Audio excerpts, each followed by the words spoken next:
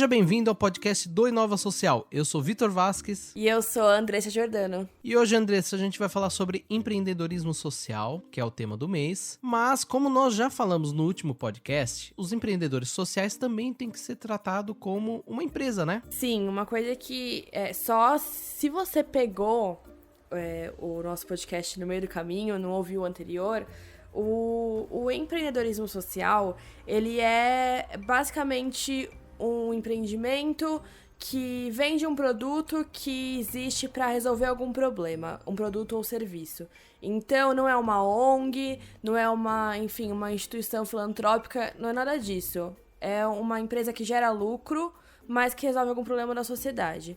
E por isso, essa empresa tem que ser tratada como qualquer outra empresa, independente de ser voltada para o social ou não. Isso mesmo. Então hoje a gente vai falar um pouquinho sobre o que não falam na sala do seu MBA, sobre o submundo do empreendedorismo, a vida real, né? E não necessariamente só num curso formal, mas não falam isso muitas vezes em palestras ou em vídeos motivacionais. Porque nessas partes a galera fala mais a parte legal, a parte mais motivadora. E aqui a gente vai falar uns pontos que precisam ser importantes, né? Que precisam ter um pouco mais de atenção. Na verdade, esse episódio ele surgiu porque a gente estava conversando, né, Andressa? E a gente falou assim, poxa, ninguém fala do lado difícil de ser empreendedor no Brasil, né? Não só acho que no Brasil, mas acho que no mundo inteiro. É que no Brasil tem suas peculiaridades. E a gente decidiu fazer esse programa com um pouquinho dessa realidade, né? E outra, não é porque não falam sobre, até fala-se sobre, mas numa fase inicial, quando os projetos eles estão no começo, e que é normal dar certo, é normal dar errado, é normal você passar por muitas dificuldades, mas depois disso, tem muita coisa que precisa ser ainda um ponto de alerta e parece que esquece, né? Depois que o projeto dá certo, tudo corre super bem, mas não, tem que ter muita atenção. Exatamente. E lembrando que a gente não vai falar sobre política, nem sobre impostos. Todo mundo já sabe que tem muito imposto no Brasil, é difícil ser empreendedor, é difícil ser empresário. A gente vai falar sobre os pontos, como a Andressa falou, que a gente às vezes esquece.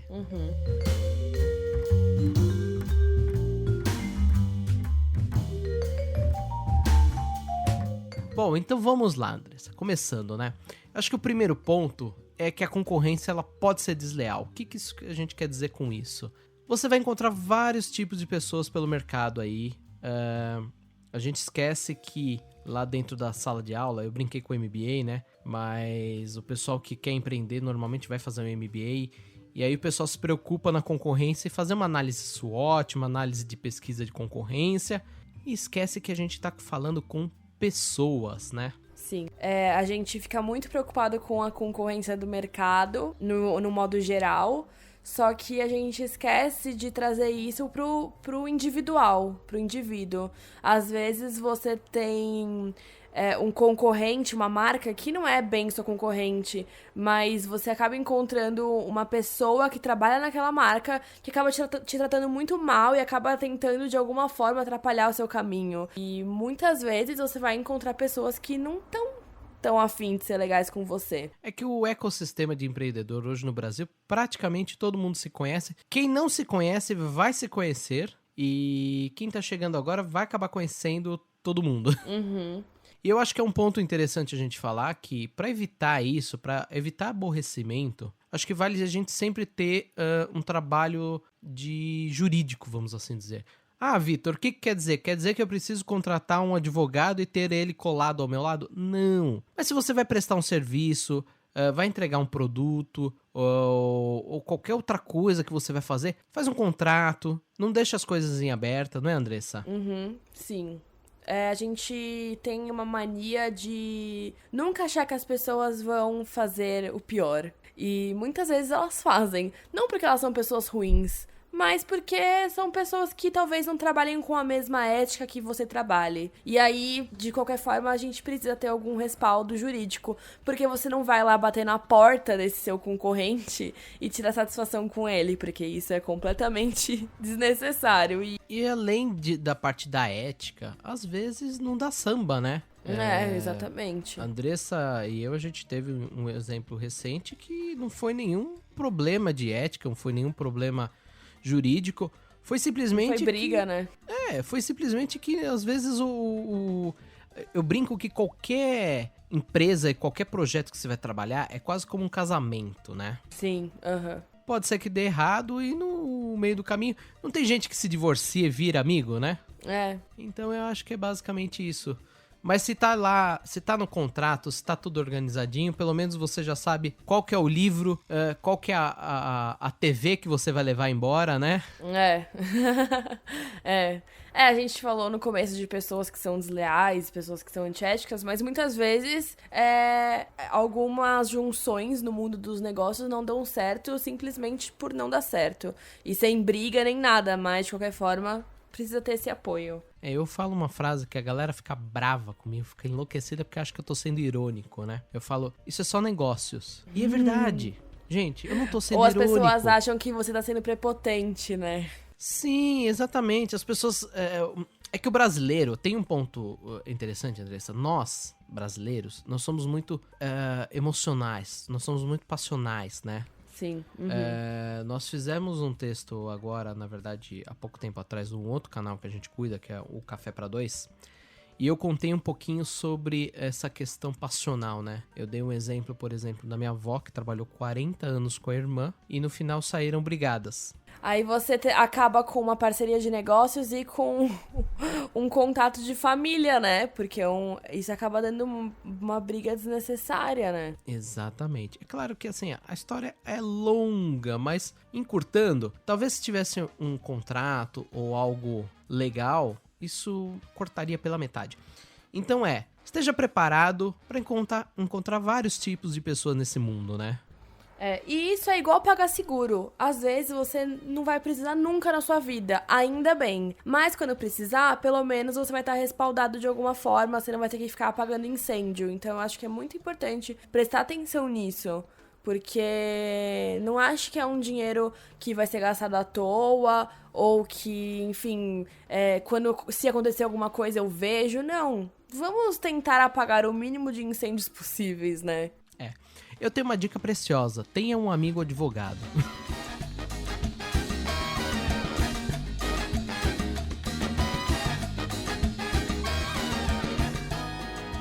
E agora eu quebro a pauta, então, e eu já quero emendar um outro assunto, que é falar sobre network, Andressa. É importante, porque tá tudo interligado, né? Exatamente.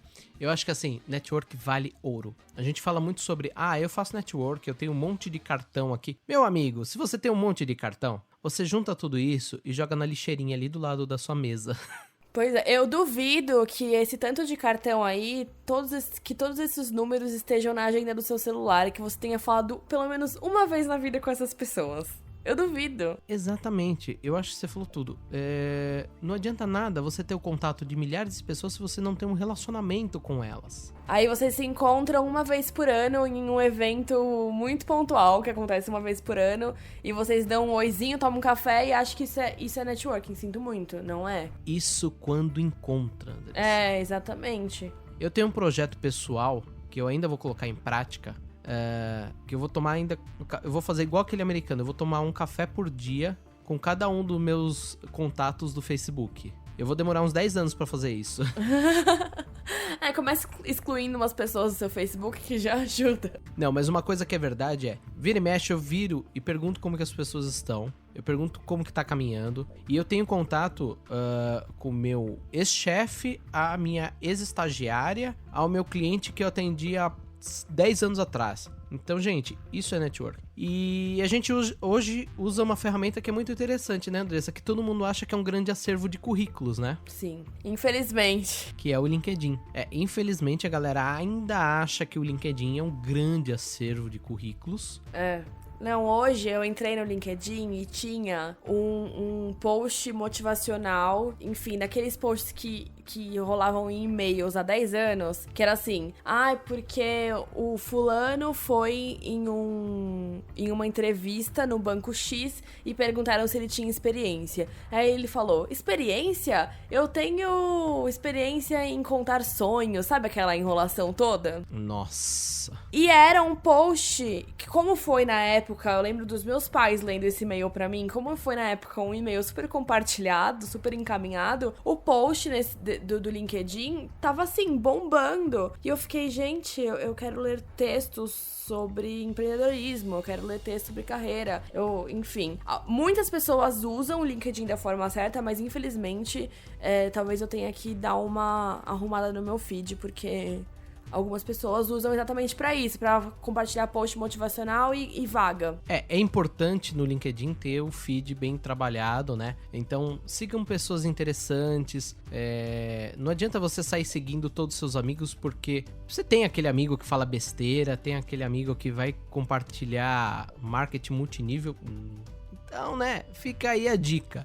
Eu costumo falar que a gente tem um amigo pra cada rede social. Às vezes, a sua tia não é a melhor pessoa pra se ter no LinkedIn ou pra se ter no Instagram, mas você adora ela no Facebook porque ela posta fotos dos seus primos. Eu acho que tem que saber diferenciar uma plataforma da outra, e que não é falta de educação você não ter um amigo seu ou, enfim, um primo de terceiro grau, se esse cara não vai te dar nenhum conteúdo sobre o assunto que é, por exemplo, o LinkedIn. Então, é legal trabalhar esse feed e farei isso no meu, inclusive. Olha só, aquele excelente. E, Andressa, tem um outro ponto que eu acho legal falar para quem tá ouvindo a gente, que se você produz conteúdo, né, se você tem lá seu blog, se você faz vídeo de Amoeba, isso não é conteúdo, tá? Mas se você faz lá um texto, se você gosta de escrever, por exemplo, que eu acho que a dica que eu vou dar é mais para quem escreve, né? O LinkedIn, ele tem o Pulse, que é uma ferramenta de textos, né? Que eu acho que vale a pena você colaborar. O Pulse é uma ótima solução para o empreendedor que quer mostrar que realmente não é aquela pessoa vazia, que é uma pessoa que tem conteúdo, né, Andressa? Engraçado, eu conheço muita gente que produz conteúdo pro Facebook, por exemplo. E às vezes o seu público não tá lá. Às vezes as pessoas que você atinge não se importam muito com o que você fala, exatamente porque o Facebook é uma rede social, sabe? É uma rede social de mais amigos, pessoal. Né? Então, às vezes se você mudar o seu foco, você vai ter uma atenção maior e uma atenção de pessoas que talvez estejam mais interessadas no que você tem pra falar. Então é interessante testar, pelo menos uma vez. E aí vai ficar o hábito. E eu acho que vale a pena dar um case, né? O Inova Social nasceu por causa de um texto no LinkedIn, né? Sim, exatamente, é verdade. Então os nossos parceiros do Instituto Sabin, eles acabaram conhecendo um texto que a Andressa fez. A gente, claro, aí tem todo outro caminho, que é apresentar o que você tá fazendo, tudo. Mas a porta inicial não foi nenhuma troca de cartão, foi um texto que eles conheceram no LinkedIn. E o mais interessante é que é aí que você mostra o que você sabe fazer e sobre o que você sabe falar. Então, se você sabe fazer alguma coisa, você sabe falar sobre essa coisa. Então, já é uma porta, assim, já é um degrau a mais, sabe? E, Andressa, acho que um ponto interessante que vale a gente falar, que é, gente, precisa saber escrever, né? Por favor. Por favor, né? O que eu tenho sentido é que o pessoal, muito com essas redes sociais e WhatsApp e a questão de, como que eu posso dizer, gírias da internet, né? O pessoal esqueceu o que aprendeu na escola. Então, gente, vamos tomar cuidado quando for escrever, não é, Andressa? Eu percebi que as pessoas, elas escrevem da mesma forma como elas falam. E o nome disso é analfabetismo funcional. A pessoa, ela sabe escrever, a pessoa é alfabetizada, ela sabe ler, ela sabe se comunicar, mas ela não sabe usar pontuação, ela às vezes não sabe fazer uma interpretação de texto. E isso, ai, nossa, eu sou um analfabeto funcional, meu Deus, você me ofendeu. Não é isso que eu tô falando. É que muitas vezes na correria do dia a dia, a gente não para pra ler um texto mais elaborado, a gente não para pra ler um livro, porque eu acho que a melhor forma de você saber escrever e você aprender coisas novas é lendo. A gente lê muito texto do WhatsApp, texto do Facebook, que tá lotado de erro de português, de erro gramatical. Então, eu acho que é legal não só parar pra pensar na forma como você escreve, mas parar pra pensar no conteúdo que você consome. Porque às vezes você tá fazendo uma coisa meio que no automático, sabe? Porque é aquilo que você vem consumindo e você nem percebe. Então é legal parar pra pensar em tudo. No que você transmite e no que você recebe. Porque isso faz muita diferença. Exato. Eu acho que a questão, a palavra não é nem saber escrever, mas a questão é preguiça mesmo. Às vezes as pessoas, elas escrevem e elas vão vomitando as palavras, né? E não pra ler o que tá realmente, o que você tá escrevendo ali. Para e olha, né? Muitas vezes é um cliente que tá ali do outro lado lendo, muitas vezes é um parceiro comercial, pode ser um fornecedor. E assim, querendo ou não, as pessoas, elas estão... Não é nem julgamento, as pessoas estão te analisando o tempo todo. Então, você começa... Uma coisa puxa a outra. Poxa, mas esse cara, ele não consegue escrever direito, mas isso quer dizer que ele provavelmente não lê. A primeira coisa que eu penso de uma pessoa que não consegue escrever direito é, caramba, essa pessoa não lê. Então, eu acho... Aí já é meio que um alerta, sabe? Essa pessoa não lê, então essa pessoa provavelmente não tá atualizada, então essa pessoa não se interessa por outras coisas. Uma coisa puxa a outra. Não adianta. Então, é muito importante prestar atenção nisso. Às vezes a gente fala, ai, mas eu tô falando aqui com o meu amigo, eu não preciso colocar a vírgula no lugar certo. Mas a maior parte do tempo em que a gente conversa com alguém por texto é com os amigos. É de uma forma pessoal, é de uma forma mais... Não é desleixada, mais descontraída. E aí que é o problema, porque a gente acaba criando um hábito. Sabe quando você tá comendo muito feio na mesa e sua mãe fala assim, meu Deus, você vai comer assim fora de casa? Aí você fala, não, mãe. Você falava, né? Olha, eu me sentindo a criança. Você falava, não, mãe, eu vou fazer direito quando eu estiver fora de casa. E aí, quando você tá fora de casa, você esquece de comer direito, porque você já criou um hábito. Isso. Então, é muito importante prestar atenção nisso, porque não é um preconceito, não é um julgamento ruim, é só uma avaliação. Se alguém tá pagando por algum serviço seu, se alguém tá pagando pra você por algo que você faz, não necessariamente por texto, essa pessoa quer contratar o melhor, né? Uhum. Então, não, é um detalhe bobo, então não deslize nisso, por favor. E, aliás, que, assim, em momentos de crise, a galera procura o melhor e o mais criativo, né? Independente da profissão que você tá, independente da área que você atua, a galera procura, enfim, tanto o chefe, o novo chefe, que aqui no caso a gente tá falando de empreendedorismo, então a galera não tá procurando emprego, mas o cliente, eles estão procurando o melhor e o mais criativo, então eu acho que vale a pena ter essa atenção. E, Vitor, aproveitando que a gente tá falando mais desse hábito que a gente tem de conversas mais pessoais e de um papo mais descontraído com todo mundo, é uma coisa muito importante que é difícil, porque tá no hábito do brasileiro hoje. WhatsApp. Eu acho que é importante lembrar que o WhatsApp não é o lugar pra manter contato nem com o cliente, nem com o fornecedor, nem com o funcionário. Sem dúvidas, Andressa, sem dúvidas. Na verdade, semana passada eu tava conversando com um cliente nosso, né, que eles por acaso são advogados, e a gente tava discutindo um material, né, que ia colocar na apresentação pra eles, e ele falou assim, ó, recebi um contrato aqui que fala que todo o material será enviado pelo WhatsApp. Meu Deus. Como que eu falo isso pro juiz? Gente. Então, gente, WhatsApp é legal pra ter o grupo da família, é legal pra ter o grupo dos amigos do colégio, mas não é meio de comunicação com o cliente, não é meio de comunicação com funcionários. A gente quer dar duas opções aqui, né? Já que a galera gosta de ficar conectada e mandar mensagem. Aplicativos, né? Tem pro celular, tem pra smartphone, tem tanto o Android quanto o iPhone, e tem pra desktop também, ou seja, você pode usar em qualquer lugar. É igual o WhatsApp, gente, olha só. Mas ele é muito mais profissional, que são tanto o Slack quanto o Discord. Eu acho que primeiro é legal a gente falar do Slack, né, Andressa? Uhum. O Slack, ele funciona muito para gerenciamento de projetos. Então você abre lá um projeto e ele vira uma grande discussão. Você pode adicionar quantas pessoas você quiser. É como se fosse um grande chat da empresa. Uhum. E você pode adicionar salas, digamos, de conversas diferentes. Então, enfim, é um lugar é como se fosse nas empresas existe o Link, né, que é da Microsoft. É como se fosse o Link, só que um pouco mais aprimorado para você usar em qualquer lugar. O grande problema do link, que eu acho que toda vez que eu tenho que falar, por exemplo, com a minha equipe, eu tenho que abrir um link com todo mundo e compartilhar.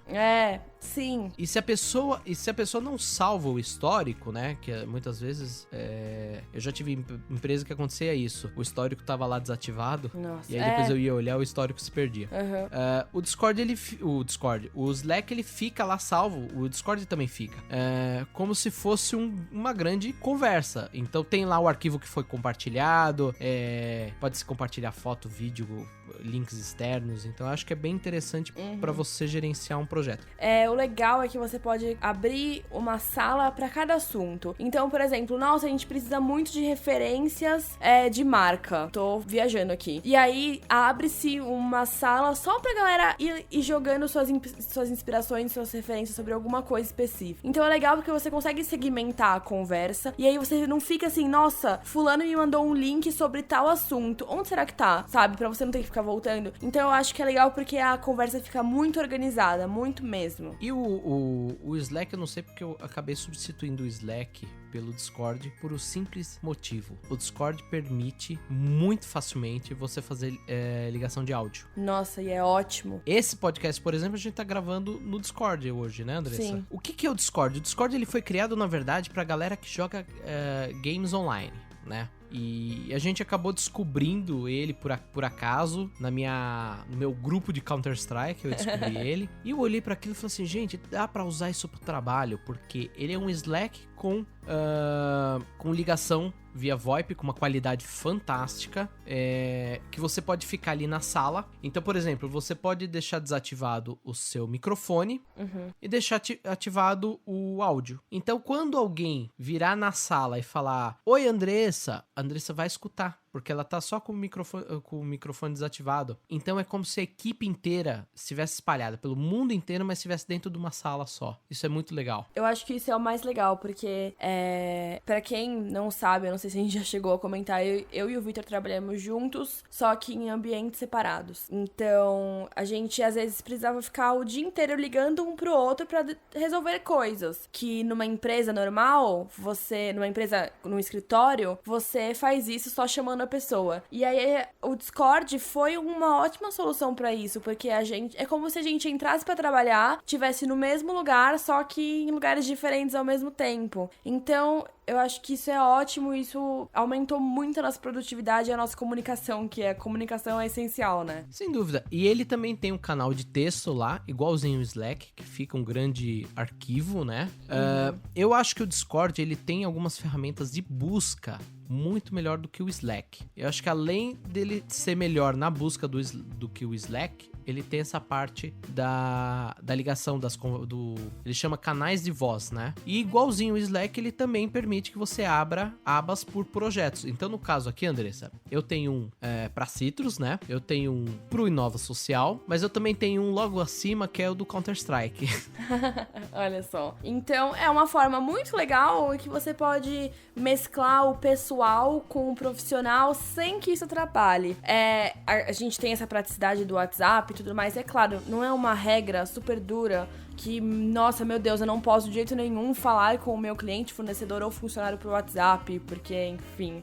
Mas é melhor evitar. E outra coisa, você pode também ligar, que hoje é considerado uma heresia, né? Você ligar pra outra pessoa, mas isso existe ainda, as pessoas se ligam, as pessoas falam. Então, o legal do Discord, a galera vai achar até que a gente tá sendo pago aqui por ele, mas é que ele andou ajudando a gente tanto que eu me apaixonei pelo aplicativo. Uma parte interessante é que ele pode gerar links temporários da sala. Sim. Então vamos dizer que você tem uma reunião pontual com uma pessoa, a pessoa não tem Skype instalado na máquina, ela só tem lá o Excel e o navegador de internet. Você gera esse link temporário, manda pra ela, a pessoa vai entrar qualquer navegador e ele vai ativar o microfone e ele não tem videoconferência, o Discord, ainda. Parece que na próxima versão eles já vão lançar videoconferência. Mas a pessoa entra nesse link e ela tá ali naquele chat temporário. Depois de um tempo ela pode sair, ela não precisa mais estar lá, você pode tirar a pessoa caso você não queira que ela tenha acesso ao restante da conversa. Mas isso é muito prático, principalmente para reuniões com pessoas em vários lugares. Então, por exemplo, a gente vai fazer uma ligação, uma conferência, muitas vezes a pessoa, putz, não gosto do Skype, não uso o Skype, não tenho conta do Skype. A pessoa não vai criar uma conta só pra falar com você, né? Então eu acho que isso é muito prático, porque você dá o link pra pessoa, ela vai clicar, vai abrir no seu navegador, já tá lá, coloca o seu nomezinho e foi. E o legal é que a qualidade é muito boa, a gente tá aqui há mais de meia hora falando, sem interrupções, então vale muito a pena isso. Eu sei que existem outras soluções mais... como que eu posso dizer, mais empresariais. Mas, gente, nós estamos dando uma dica aqui gratuita, tá? O Discord é gratuito. Então, a não ser que você não tenha uma demanda tão grande de ter uma solução empresarial, né? Parte pro Discord, parte pro Slack. Um gasto a menos, né?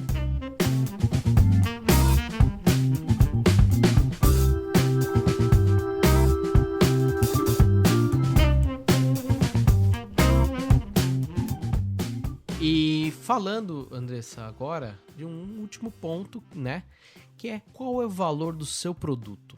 Isso é muito importante, principalmente para quem trabalha com itens intangíveis, né? Que muitas vezes os empreendedores eles trabalham com itens intangíveis. Então é uma consultoria ou qualquer outra coisa. Você precisa ter em mente qual que é o seu valor. Tá? Sim, e a gente não tá falando de custo aqui. Não estamos falando de custo. Na verdade, a gente talvez fale um pouquinho de custo, né? Também, sim. Mas o valor vai muito além disso, né? Não adianta nada você precificar, ter uma tabela de preço linda e maravilhosa, se o seu cliente vai olhar e vai falar assim, você não vale isso, entendeu? Então eu acho que é bom ter todo esse trabalho de comercial, claro, né? E aí a gente cai um pouquinho em custos, porque você precisa ter um investimento, tá?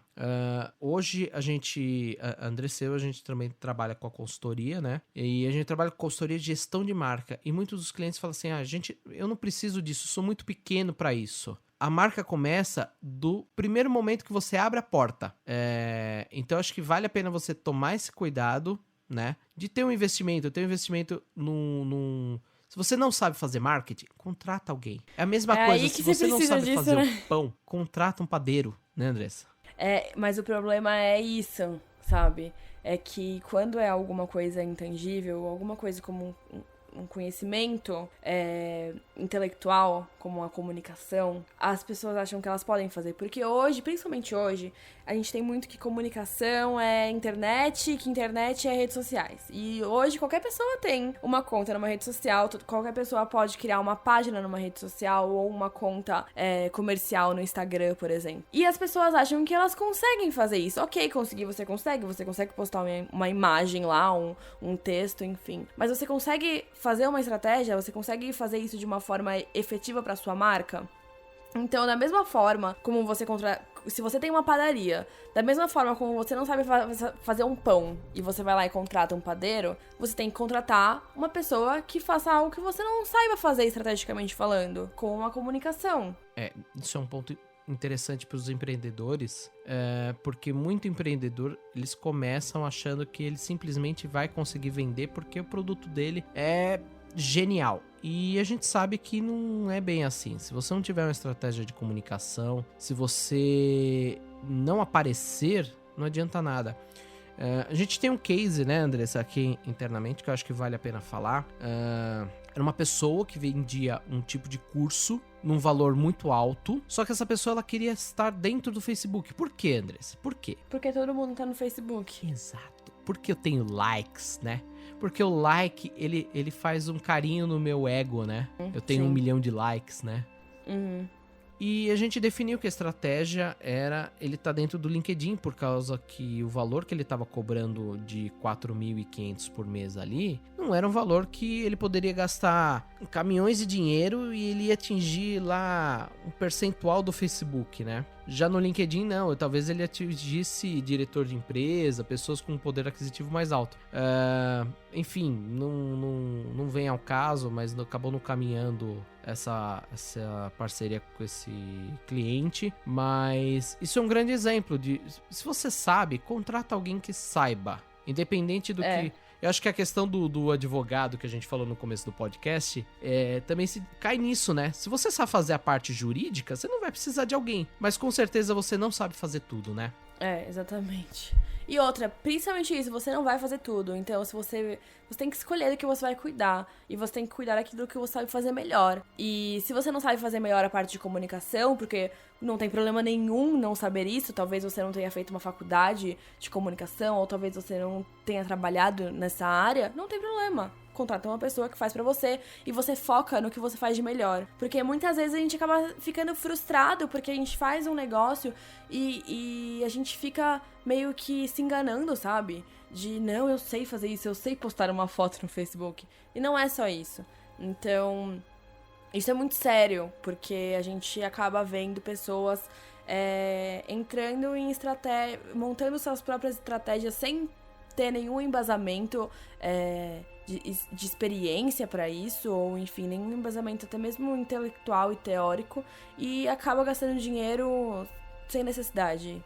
E aí você acaba gastando 2 vezes, porque em algum momento você vai perceber que você precisa de uma pessoa pra cuidar, por exemplo, da sua comunicação. E aí já foi um monte de dinheiro desperdiçado antes disso. Andressa, mas isso, eu acho que esse ponto é importante, porque a galera muitas vezes tem isso em mente, né, que o empreendedor é o exército de um homem só.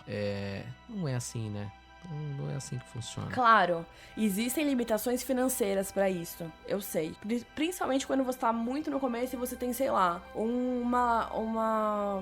você faz brigadeiro e você quer expandir a sua marca de alguma forma.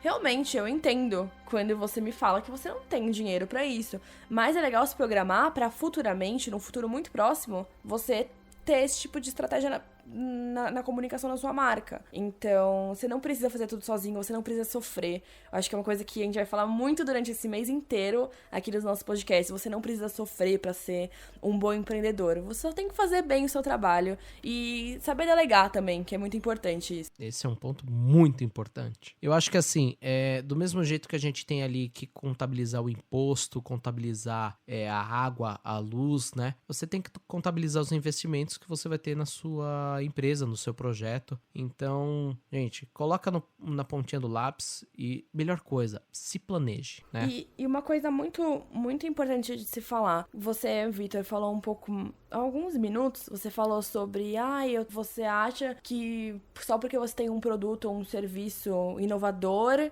e diferente de todos, que ele vai se vender sozinho.